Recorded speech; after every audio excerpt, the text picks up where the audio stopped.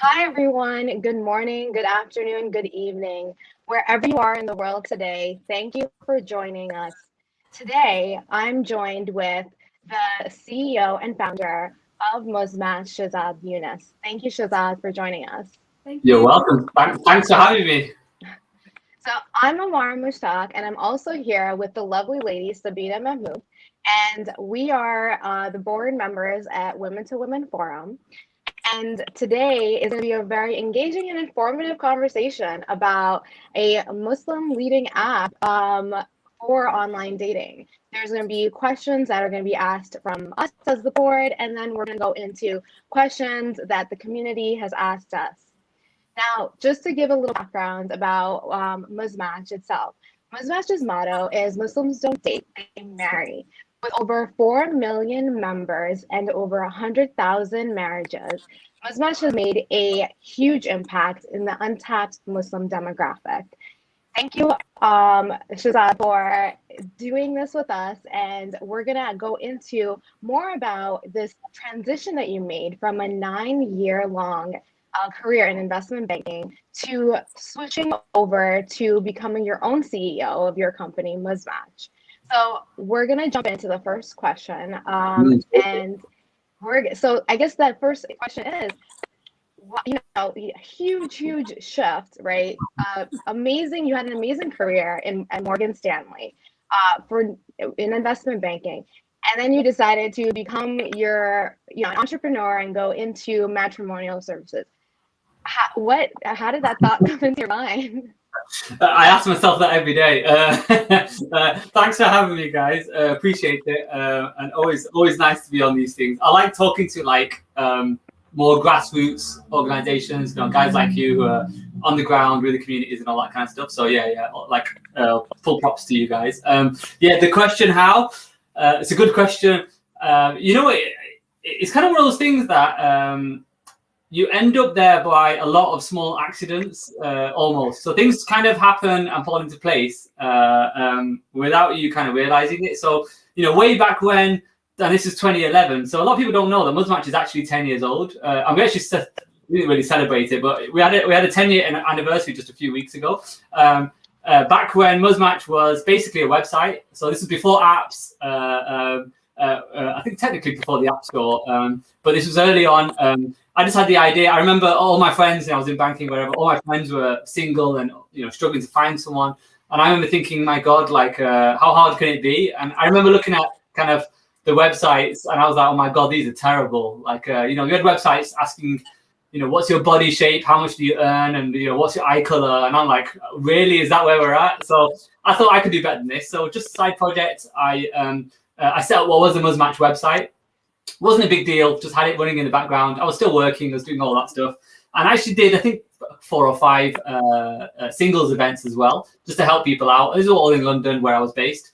Anyway, side project, didn't really take it too seriously. And then it got to 2014. And I remember just looking at the traffic on the website, and I could see actually 80% of my traffic was coming from mobile. And, the App Store was kind of taking off. Apps were getting big. You had kind of call it more mainstream dating apps coming out for mainstream markets. But they had a terrible reputation. The early dating apps were really, really creepy. So it wasn't great on that perspective. But I remember thinking, hold up, muzmatch should totally be an app. When you're finding a partner, everything that a smartphone gives you, a website, it solves a lot of things that a website can't, be it security, location, all this kind of stuff. So, and especially probably the single thing is, when you're messaging someone, it's very personal, right? And you're going to do it on a phone. You're not going to go to your laptop, log into a website and message someone. And I just thought it's a no-brainer. This has to be an app. So so it got to about 2013, and then this speed was in my head. I couldn't get it out. Got to 2014, and I thought, you know what? I'm done with this banking thing. I just need to do this. Otherwise, somebody else will do it, and I'll kick myself. So 2014, I quit my job. Everyone thought I was crazy. All my friends were like, "This guy's lost the plot." My job was good. I was doing very well. I was up for promotion to director that year. I was, banking career. I'd done very well. I was getting paid very well, but it literally didn't interest me in the slightest. I was so mentally bored and just done with it all. And this coupled with financial crisis, and I could just see that banking and finance just wasn't going to be what it was back in the day. So the whole area of finance, I was just done with. I just knew that wasn't the direction for me. So yeah, 2014, quit my job. Literally from this room, I started learning how to build apps. In about 6 months, built what is the only app I've ever built, which is muzmatch. I built it on Android and Apple. Built the first version, got it out there, and very slowly it started growing. It wasn't anything instant. It wasn't like I launched it and we're crazy busy. Like, not at all. It was dead for a long time because you start from zero, right? So it started growing, and then it just started, taking off, had a life of its own, and it started growing. Word started spreading. People started using it. And I think the key was it was very different to what was out there. We were the first Muslim app out there, and people loved it. So now from the bedroom at home, and it was one person, we're now nearly 50 people. We've actually just made our first US hire today, who started today. So that's kind of a big moment as well. And even as a platform, like you said, 4 million members, 100,000 people finding a partner around the world and finding success on it, which is crazy. It blows our mind. We've had weddings literally around the world. So we've made a lot of progress, but there's a long way to go. And it's kind of funny that I'm back in the same bedroom as I was, back to square one, thanks to COVID. So yeah. I was gonna say we're entering a wedding boom season. So yeah. The pandemic has really, really impacted, especially the matrimonial industry, especially. So I'm sure that with everybody during the time that they had to quarantine, and we had the social distancing and stuff measures, that really probably increased the need of online for sure. dating apps. Yeah. We've done a few things which has helped it, but from the moment COVID or lockdown, I guess, started, the whole team was working from home. We had an office. We're all working from home. And we have been for the last year and a half now. It feels like forever, but year and a half, we've all been working from home. The app's just been busier and busier. We've been breaking internal records, every month, every week, which is crazy.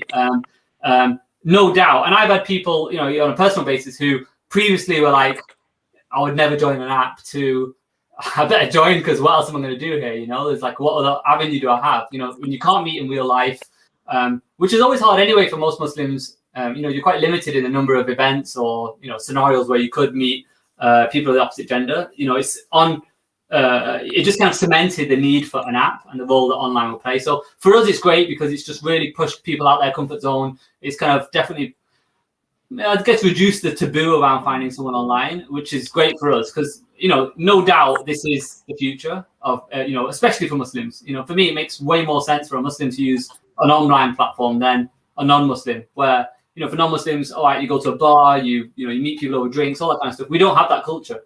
So for me, I was like, online just seems to make way more sense anyway.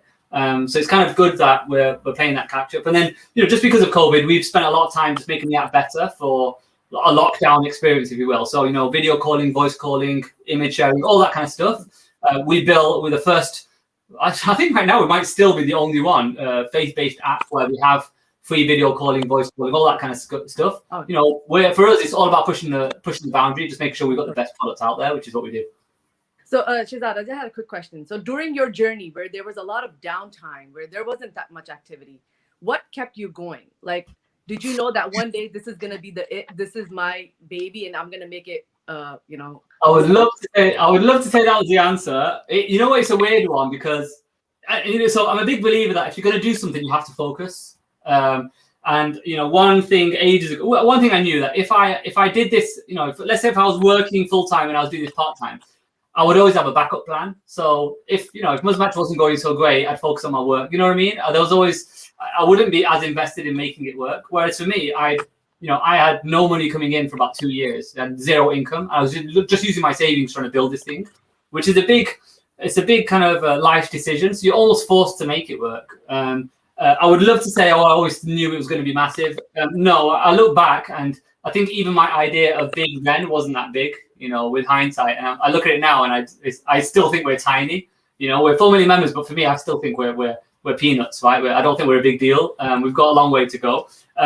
I think just one of those things is, we're the first. We've been around the longest in terms of an app. We've definitely turned the game upside down in terms of how Muslims find it. Our mission is transforming how Muslims meet and marry, and no doubt we've already made amazing headway there. I think for us, and what's good is as time has gone on, it feels like actually our mission is being validated more and more. That actually we are on the right path here of how Muslims are going to find a partner, and it's just the pressure is on us to just make this better and really solve this in a way that hasn't been done before. So I would say, alhamdulillah, we've been finding success. In my head, we're still tiny, but I'm glad we are where we are. No, should always be room for growth. And coming to that, and then when this concept and this idea came in, and then it's about halal, and then dating, and an app, and there's people meeting people. How did that go across, like with, you could say, your family or friends, and they're like, you're gonna make Muslims meet? Did that go for you, against you? How did that go? You know what? I have to admit, so I remember thinking about this, and I have to admit, we've had much less pushback than I ever thought we would. I thought everyone would kick off, oh my God, this app, blah, blah, blah. Because when you try and do something new that hasn't quite been done before, and remember at that time, early on, people's view of dating apps was pretty brutal. It was horrible because most dating apps were very, very sleazy, very hookup-y, very dirty, all of that. Back then, this was like 2014, right? Right. Whereas now, I think even the whole dating sector has matured a lot. There's a focus on, apps like Bumble, explicitly make their marketing all about good behavior and all that kind of stuff. But there's definitely more of a shift of people behaving a bit more sensibly on platforms. Not all of them, because I think some platforms really don't care.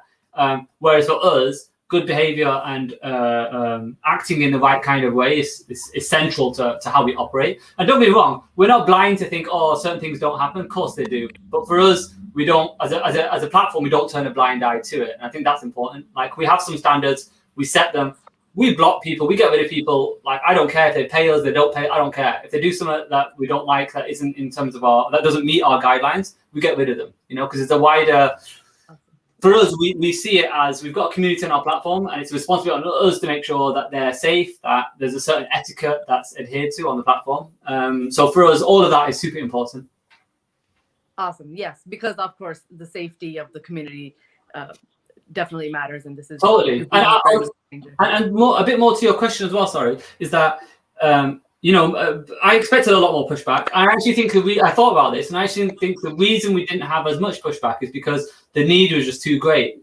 Because people could complain, oh, apps and blah blah blah and all this kind of stuff. Great. What's your alternative? Because you speak to anyone in the community. Alternative Rishta aunties.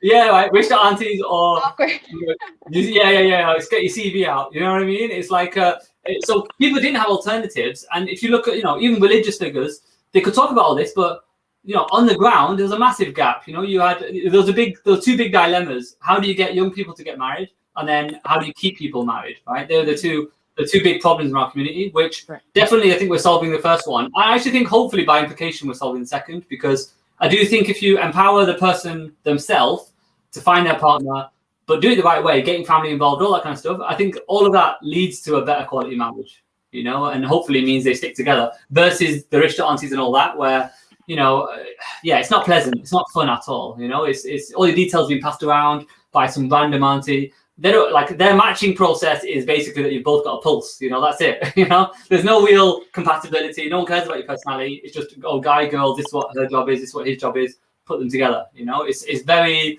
it doesn't take the individual and all the characteristics of them into account at all, I don't think. And I think that's why no one likes it, And I would, if I had to go a step further, the mosques were providing, and still do provide, this service of, they've got a folder in the mosque of people's details and all that, and they try and connect people up at the mosque, etc. The problem is it's very outdated, and it's just not the way people operate anymore. So the intention's good, but the application and the way it's done just doesn't suit modern Muslims, right? So for me, you have to embrace technology. You can fight about it, you can complain about it, but no, this is for our community to figure out. And for us, we want to be right at the front of that conversation. We're not shy about it. We don't try and hide behind it. We're like, yeah, there's tons of stuff to solve here. There's loads of stuff that we need to encourage and discourage in terms of how people use these platforms. But it's on us to do it. So on your platform, do you have how to say, a counseling, something that you could have counseling before marriage, after marriage? That's the right partner.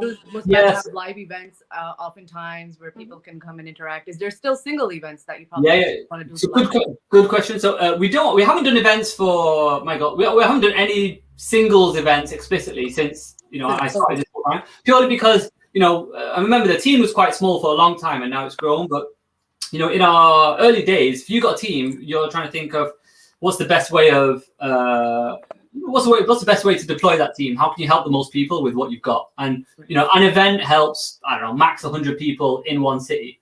Whereas an app, can help hundreds of thousands of people at any one day. So for me, it's like focus on what we're good at, which is the app. There's plenty of people doing events. We leave them to it. In future, no doubt, I'm sure we'll dip our toes into the event space purely because I'm sure it will. Our brand is so well known. I think for us to be a bit more of a fuller service, doing it will be really good. But I think the key for us is not doing the same old events that everyone does. It has to be done differently, better. With everything we do, we don't want to do it the way that everyone else has done it. It's not what we're about. We want to do it better. So no doubt there'll be more, I guess, on the ground in terms of like educating people. So we do tons of stuff. So we share, both on our blog and within the app, tons of stuff around how to find someone, red flags, how to navigate online, the whole thing. We actually have like muzmatch users and even actual real couples who've met on muzmatch giving that advice, telling their story, all that kind of stuff. And we share that a lot. One thing we want to do is in a more structured way, share all of that kind of knowledge, so that people have a real guide from start to end, from how on earth do I navigate online to found my person, let's say we've sorted in the car, and now what? We want the whole journey. I have a question here. So now in this world, especially during COVID time, there's been a lot of cases of domestic violence that have been coming up. Is muzmatch taking an initiative of recognizing that this is happening? Another, again, counseling or something going forward, having that option available for so we did a bunch of stuff. I'll approach it from two sides. So we have right now we've got an 11 and soon to be 16 strong all-female customer support team, and they're there to respond to everything, reports, any incident that happens, if there's a dodgy profile or someone's messaging in an inappropriate way, all of that they look into. We've got a whole set of guidelines on it as well. And we're very firm. If anything, we're quite brutal in taking action. If you look at our app store reviews and stuff like that, you've got people complaining because we blocked their account. And we don't block people for fun, There's always a reason. And for us, it's always seeing clear evidence that is enough for us. And like I said, for us, I don't care if that's, right now we blocked, I think, 100,000 people, which is a lot. Exactly. For a whole host of reasons. For us, like I said, we live and die on reputation. We want to be a place that we know we've done our best to look after the community who use it. So we're very firm on that. That's that side. In terms of the other aspects, we've done a whole bunch of content and even Instagram lives around all sorts, around mental health, around sexual health, around relationships, all that kind of stuff. So we've done a whole lot. A big part of the mental health one was exactly about that. Abusive personalities, narcissism, all that kind of stuff. Just so people have more of an idea of, I guess ultimately it would be red flags, what to look out for, and if you want to, at the heart of it, and to be blunt about it, and this is true on our app and true of other, mainstream dating apps. The biggest problem on these apps, is men, right? It's men who act in a way that they shouldn't, who say things or do things in a way that they shouldn't, right? So we don't kind of pretend that's the reality. You got to deal with it. If we look at all of our reports, I think something like 90% of all reports made are by women. And there's a reason for that, because generally speaking, women are on the receiving end of bad behavior. So for us, it's something that we're very conscious of. Like I said, we've got a lot more in the pipeline around all of this kind of stuff. Awesome. Educating, being there for our community. Yeah, and I did want to go back to your point that you made, that how the app actually empowers young people to make that with their families, like have that transparency and also be able to make that decision of like their life's most important decision versus going through in the past, like what I've seen through family and friends is through rich aunties, it can be an uncomfortable and awkward experience because there's also those generational barriers that exist also as well when you're trying to communicate your compatibility versus what the expected compatibility is. Like that is like a really good point. And then with the training, it just empowers even more, like for those who are using it and do find a successful partner, for them to have a get them ready for a more successful marriage through the training that you had mentioned, Totally. versus, like I said, versus the traditional way. Mm. So I know that, as Sabina mentioned, there are positive and there are negatives of, every app that, Of course. any Yeah, yeah, experience there is. Yeah. yeah. Of course. And you're right. Like, when it comes to finding a partner, no one's going to know you better than you. You know what you're about. You know the good stuff about you, the bad stuff about you, the way you react to a certain person, all that kind of stuff. And the thing is, all of that, if you look at any two people, all of that is a way bigger factor in you being successful in a relationship.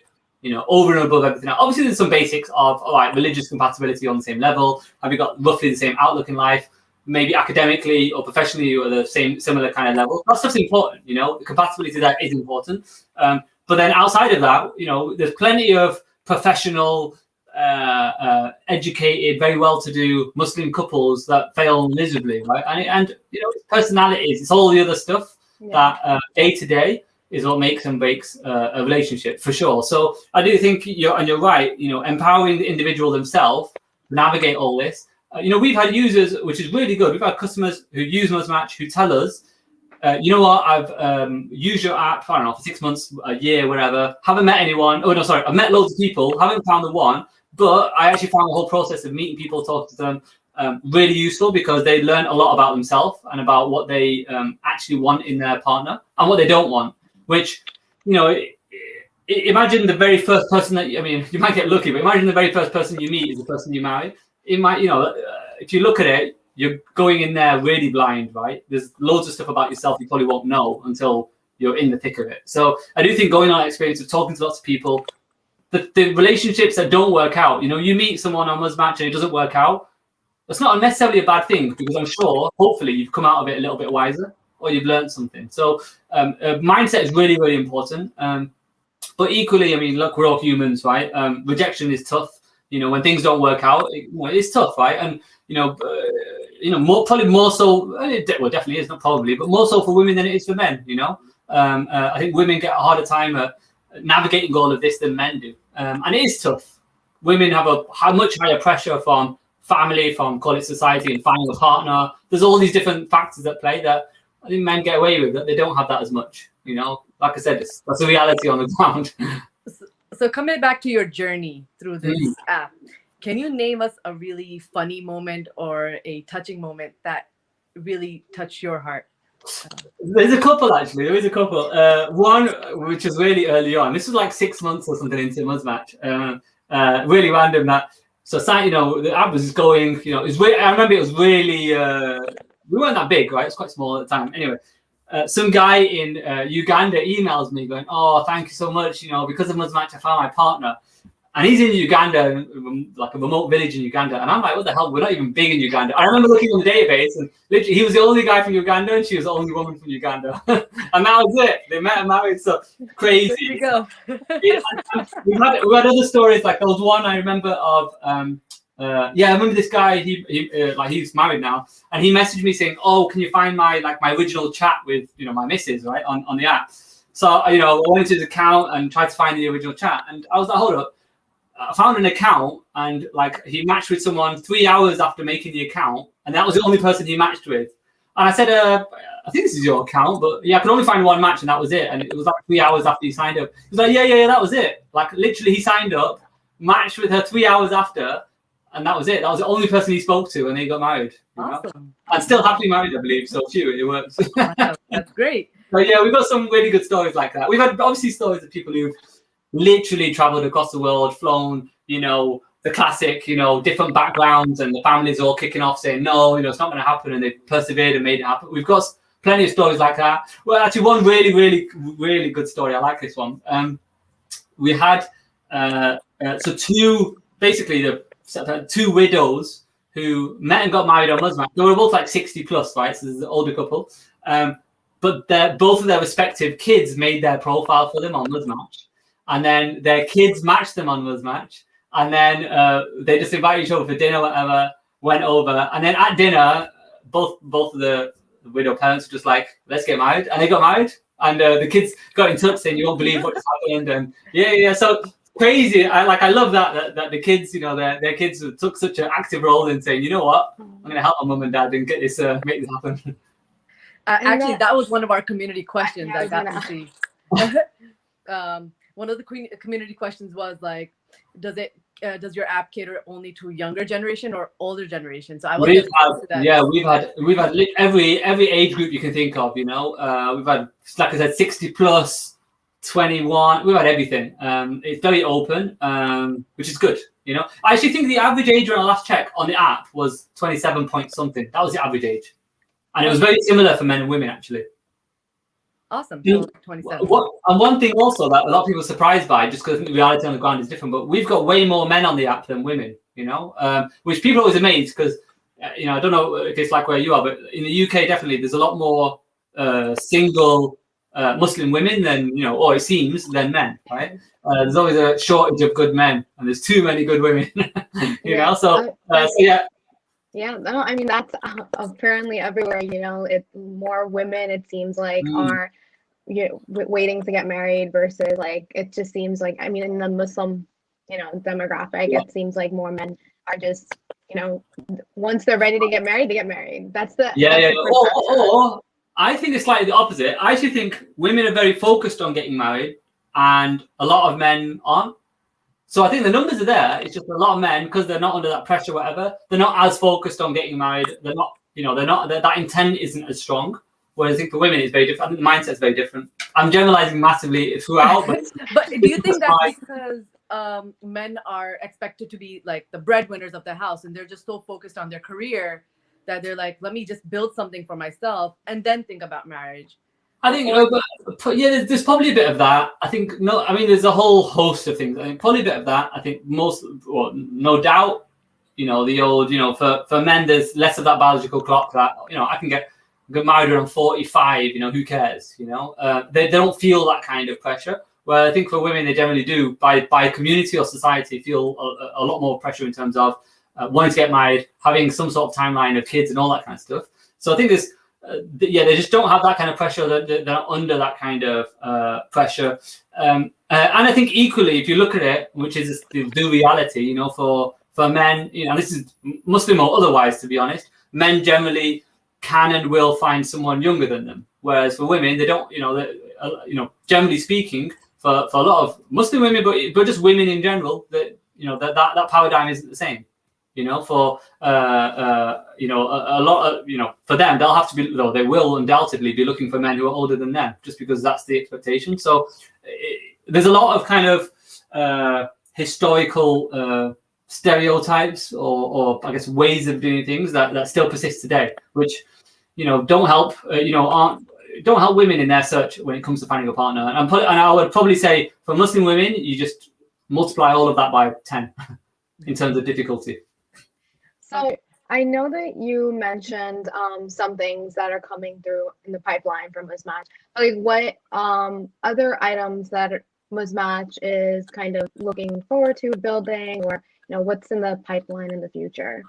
I can't share everything because we don't, but I will say that. So there's a few things. I think one big thing for us is not just doing stuff that everyone else does.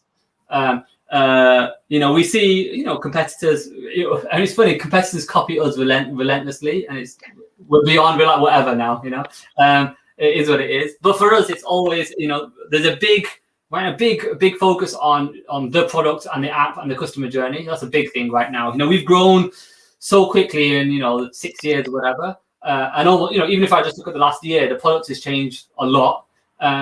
Whereas right now we're taking a moment to just step back a bit, look at the product, how it works, and just finesse a lot of areas that I don't even like in the app. There's bits of the app that, I've been doing this for so long. I look at the app and I'm like, I hate this. What is this? Like, how did we end up in this place? So, there's areas that we're literally working over. One big thing is, everything we're focused on is listen to our customers. The biggest thing is, I guess the two questions. How do I, from a female perspective, how do I find out if this guy is serious? Number one. And how do you encourage better quality matches? They're probably two questions. So rather than adding a whole ton of stuff, we want to focus on those two core questions and try and solve them. So that's our big focus, both in terms of features and in terms of the way the app will work. So We actually did some stuff back in the day that we got rid of, which I think we can add back in, but do it in a much better way. I don't want to say more than that.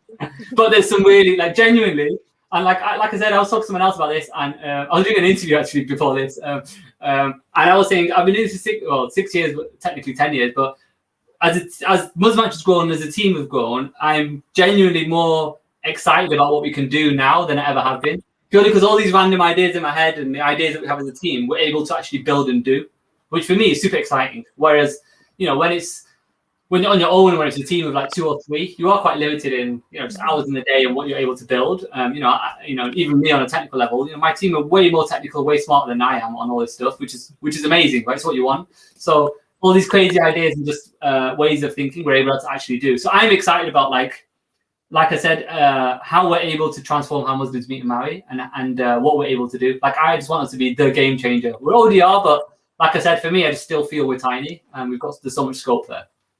Okay, a little about muzmatch, a bit more for our viewers. Muzmatch is available everywhere. Global, yeah. Globally, and how many users nowadays? You're saying it's building every day. Yeah, so I think we're 4.5 million members. It's global. We've got customers in every country apart from North Korea. I think it's the only country. It's really random. So yeah, we've got customers in every country. I think we've pretty much had a wedding in almost every country. It's crazy, like every country. Maybe not every country. That might be pushing it, but we've had weddings in a lot of countries. Not every. Combinations you would never dream of, which is amazing. On the Apple App Store and Google Play. Most of our customers don't pay. They use it for free. They chat, they match, they get married, they leave, and they never pay us. And that's, for us, great. Like, one thing that we've always had from day one is that you should always be able to get married off muzmatch and never pay us. Like, that's, for us, has to always be the case. So we didn't want to do the classic tactics that a lot of other platforms do, where they get you in and then suddenly it's paywalled and you can't do anything. Like, not at all. We're always going to make sure that you can chat to people for free and get married for free. So for us, that's important. Otherwise, we have a small minority who decide to upgrade and get those extra features, and they can, you know, unlimited swipes and extra filters and all this kind of stuff, which you can. So that's kind of our setup. You know, from our side, you know, I guess a couple of things. When you sign up, you verify a selfie, you verify your email, your phone number. Our team will approve it and make sure it's all good. On top of all that, you know, we're always scanning for dodgy stuff and things that shouldn't be happening. We're getting rid of people who are acting in ways that they shouldn't. Like I said, our customer support team aims to get back to people within 24 hours for anything, be it report, be it whatever. So yeah, top level, that's what we're about. And then for Shahzad, what is his long-term goals and his future next 5-year goals? I was asked this, you know, so our big mission, which inshallah we'll get there, is I want us to be the first. So we've broken a lot of barriers already, right? We were the first tech startup, a Muslim-centric tech startup ever to be backed by Y Combinator, which is an accelerator in Silicon Valley. They're behind Airbnb, Dropbox, Stripe. So, and we've already, and even through that, we've helped other, at least Muslim founders get into YC, you know, like, so I've spent time helping them with applications, with mock interviews, with just guiding them through the process. Like, for me, I'm all about, if we've made progress, we need to help other people get up that ladder. So that's a big thing. But my goal, because I think we can get there, inshallah, is for us to be the first Muslim-centric tech unicorn. Before I hit 40, I'm not going to give my age away, but before I hit 40, that's my goal. I want us to get there, purely because I think we've got a really good product. We've got the market, and I think we've got the team to do it. And I'm convinced we can do it, so I want to do it. It's as simple as that. And it's weirdly, inshallah, it's weirdly, it sounds strange. It's not about, you know, the valuation as such. It's more that I think we need a Muslim company to do it and do it well, and hopefully be a company that others can look up to and say, they did it, you know, I can do it too. Because I just think as a community, we're behind with all this. You know, we really are. Be it tech, be it products that service the Muslim community. You know, we're a massive community, but you know, our standards generally aren't that high, unfortunately. You know, I remember when I first started muzmatch. For me, I remember looking at all the competition. I was like, that's everything I don't want to be. You know, average products, just no one's pushing the bar at all. A lot of short-term thinking, and for us, it was none of that. We need to think long-term. We need to set the bar really high in terms of the quality of our product. We need to be really customer-focused, all that kind of stuff. And I'm sure we've not got everything right. Of course, we haven't. You know, there's loads of stuff that I've got wrong, we've got wrong as a company, but we're not stubborn about it. We just crack on with it, but the bar is high for us. Whenever we hire someone, I think that's one thing that they realize, that we're a very hardworking, very smart team, and we have high expectations of ourselves. So inshallah, that's the goal. And any messages for our youth? Just the part that you took that risk, that leap of faith, and then you focused on what you wanted to see, the app muzmatch, and you made it to become what it is. So some advice for the youth. I would say it sounds really weird, but life is short. Life is really short. So focus on what you're doing and just make it worthwhile. I think the problem is now, and I feel for the youth now, because you look at it now, and I look at 10 years ago, the pressure on your time in terms of distractions is at levels like unprecedented, right? There's so many things out there to waste your time: social media, Netflix, all this kind of stuff. There's such a wealth of time wasting opportunities that so many young people are literally, I feel sad, wasting their lives away doing, just wasting their time, right? And people don't realize just genuinely how precious their time is. It really is. And maybe I'm old and this I feel old, but I think about this more and more, that your time is precious and you don't want to just waste it doing dumb stuff. So if you look at it, there's certain things I wish I'd done sooner, and that's the benefit of hindsight. So I would say to people, never be scared of taking risks, never. But take calculated risks. I'm not saying quit your job and start some dream thing. No, I'm not saying do your homework. There's nothing wrong with doing it on the side. Get an income, get a safety net, and then go for it. Then take the risk. So be calculated when you take risks. I think that's important. But don't rush into it either. Take your time doing research on whatever your idea is. But don't be afraid to do it. Trust me, unless you're I'm going to sound really bad. Unless you're really thick, you'll always get a job.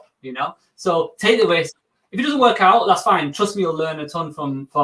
You'll probably learn way more if it doesn't work out. In all honesty, you'll always get another job. If you're hardworking enough, you'll always find a job. So don't be scared that, oh my God, I'm never going to find a job and blah blah blah.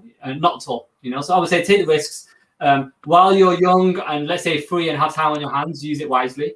It doesn't mean don't enjoy yourself at all. But don't just waste your life watching crap movies on Netflix. There's way more to life than that. So I think people genuinely, I think in 10 years' time, will look back and then realize how much time they wasted on trivial stuff. Because like I said, we're in a time now that I think is unprecedented in just the sheer demand on your time. Social media is constructed to waste as much time, to grab as much attention as possible. It's a dangerous thing. This is all new. We're all navigating this. So I think people need to be very aware of that. But I would say, take risks. Just push yourself, set yourself high standards. I like I said, generally, I'm a Muslim, and I just think generally in a lot of ways, for some reason, we're meant to have higher standards because of our faith, and for some reason we don't. I think in reality, we're happy to cut corners. I mean, myself, don't get me wrong, I'm sure I have cut corners in many ways, but so I check myself on this as well. But we cut corners. We're looking for quick fixes on stuff, or we're just happy to settle for stuff. Whereas, not at all. The Islamic way is you lead by example, and you aim for you aim to do the best in everything you do. Anything you set yourself out to do, just do it the best of your ability. And I think if you just keep reminding yourself of that, will be a big driver for whatever you do. It doesn't have to be a tech startup. It could be anything, whatever business or whatever venture you do. Just set yourself a high standard and stick to it, and check yourself on it. Am I cutting corners? No, I shouldn't do it like this. Let's do it like this instead. So I would just say have that in mind. And did you have any mentors when you made that transition from the short? I remember looking out for people who've done it, and I couldn't find anyone. Is the short answer, which I was a bit, so that affected my mindset in terms of how I tried to be helpful afterwards. At the time when I was starting up, there were a lot of people who were full of talk, but no action and there was no one who was proven. There were people who would talk like they were, but when you poke a bit more, there's nothing there.